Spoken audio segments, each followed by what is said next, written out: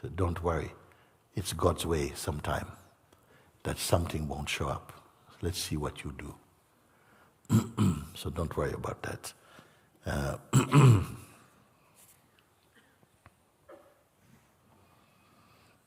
I read just one last one for now. We have some here, but I'll leave it for now. Hello, and thank you for reading my letter. I attended the first silent retreat with my brother online, and we are also attending the second. Before the first silent retreat, I thought I got the PTSD. What is PTSD? Post what? One person. Post-traumatic stress disorder. Okay, before the first silent retreat, I thought I got the post-traumatic stress disorder under control. After the retreat, I felt like I had total control until the mind started changing out the flashback from trauma to shame and self-patronizing thought. Mr. Mind, watch him, okay. I understood that this was the mind, and I have managed to lose the sense that I need to control it and just be in my own presence instead. But the mind is still pushing these memories I have never remembered before. But the mind is still pushing these memories I have never remembered before. Is it? Timeless love and presence, Gordon. Beautiful. I want to read your letter again now.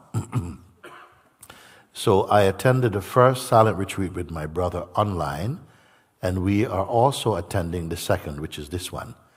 Before the first silent retreat, I thought I had got the post-traumatic stress disorder, okay, under control. After the retreat, I felt like I had total control until the mind started changing out the flashback from trauma to shame and self-patronizing thoughts. You see? You know your mind can play like this? I hope you do. I hope you do. He's a dirty player, okay? So I hope you do, and you're not so naive to think, oh, my mind is so nice, yeah? Because your mind can play nice in a very nasty way also. So I'm just saying, okay? I continue. I understood that this was the mind, and I have managed to lose the sense that I need to control it. So I'm not going to try and control it anymore, and just be in my own presence instead, stay in the presence instead. But the mind is still pushing these memories I've never remembered before. He's finding stuff. Does anything work as much as the mind? And for what wages? You will go and dig up something, and if not find it, invent it also. And bring it up and say, you remember this thing here? They say, oh no. Oh my God. You know? Anything. What is it all about?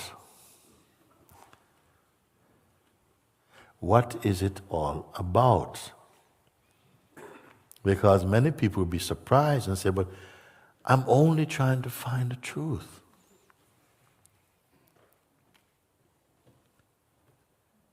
Why is my mind being like this?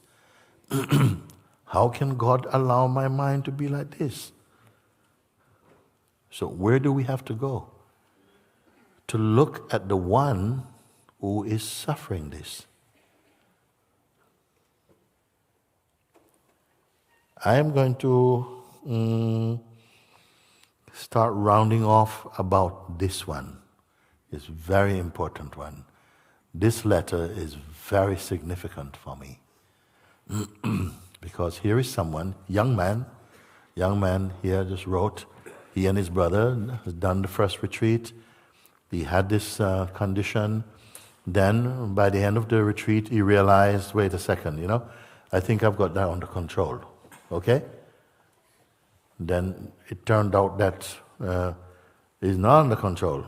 The mind start to play like, okay, you got me on this one, try that one, okay? Which is like shame and self-patronizing thoughts. Maybe start to come up with some arrogance like, yeah, I know I'm this. Or some shameful things is coming up with. It will get you. Who can escape such a devious player? Let's continue. I understood that this was the mind, and I have managed to lose the sense that I need to control it. So he decided, you know what, let's stop trying to control it. Let him run, and I will just stay in presence alone. Great. A great choice. Let's just stop trying to control, because if you control the mind, then you end up with the label as a controller of mind. That's not free. The self doesn't need to control the mind. So he, in his wisdom, said, okay, I let go of trying to control the mind. I just rest in my being. What can be greater than that? Now, listen. But the mind is still pushing memories I have never remembered before. Whose memories? Is it the true self's memories? Is it is it the ultimate's memory? Remember this. Consciousness does not need memory. The person, the personal mode, personhood, needs memory in order to survive. Memory gives it a sense of continuity, a place, a context, and so on. You see? The consciousness is ever fresh. Yes, there is the capacity within the great consciousness to retain a memory of every single thing. No, every single thing? Well, every single thing that has been remembered. Anywhere. It can happen. For what reason? We don't really know. Maybe to play back a little bit. To play back for what? To accuse? To make judgments? Absolutely no. To make assessments for yourself. Consciousness can do that. And I want to tell you why. Out of pure love. Because you have abilities within you to see things and to see them in great detail 1,000 times faster than you can do now in certain states. Okay? Now you don't need to know these things I'm telling you now. I just say this because of that. Now, but the mind is still pushing these memories I have never remembered before. So how do you recognize them? Why would you take ownership of them if you didn't remember them before? Or when it brought them up, you remembered, or you remember that they happened at one time and you forgot and now they're recreated. Maybe like this. And now what happened? By doing this thing, it is catching who? The conscious presence? Is the conscious presence going, ouch, whoa, hey mind, that was dirty? No. The conscious presence is pure. It is not personal. The person is dreamed. The idea you have of yourself is suffering from ideas it has about itself.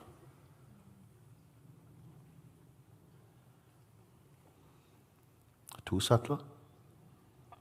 Just understand this one. Timeless love and presence, Gordon. Gordon left it there at this point.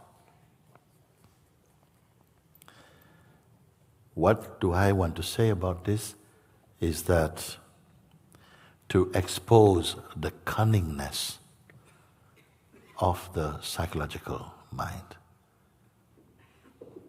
But to give you a great tip, he can only intimidate the idea you have of who you are.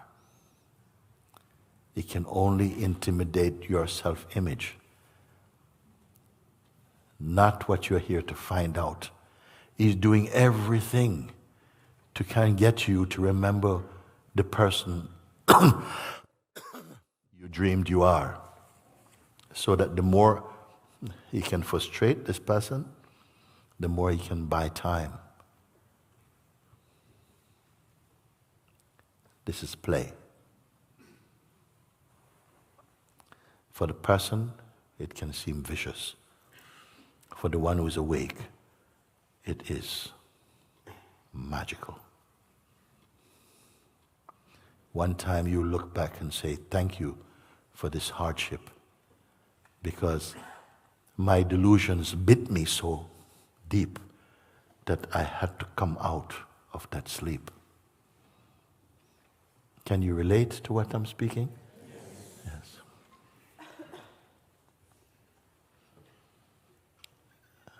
I'm very happy for this letter from you, Gordon.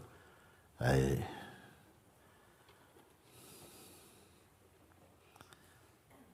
speak to your consciousness, because just by remaining, you see, what he said, I understood that the previous thing, like the mind taking the form of trauma and shame and patronizing thoughts, then he understood this is mind. So he decided the best thing to do is stop trying to control it and just remain as presence. You would think that's enough. No, I'm just presence. But the mind is now pushing memories I've never remembered before. Please hear this. As long as we venerate personhood or keep hold of personhood, you are susceptible to the play of the mind such as this. This is helping you